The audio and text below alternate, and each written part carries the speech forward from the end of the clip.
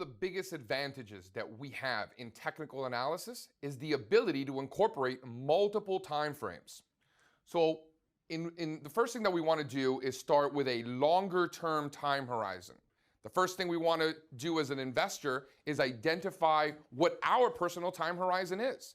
Me personally, I like looking out weeks and months. That's the time horizon that I'm most interested in. So what I'm going to do is I'm going to start with a long-term weekly chart. This chart goes back 10, 15 years and really gives me structural perspective on the underlying trend from a bigger picture standpoint. In this case, we're looking at the US dollar really trading in a big range throughout 2008 through 2014, and then we got that breakout above and out of that range. So we're looking at the US dollar and we can see from a structural perspective that there are bullish developments taking place.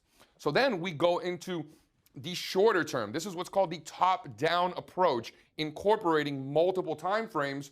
We know from the longer term horizon we're breaking out, and now from a short-term perspective, the US dollar was also breaking out at the end of 2014. So we start from a longer term and then work our way down to the shorter term for more tactical opportunities. So I think that the first thing we want to do once we identify what the time horizon is go one step further.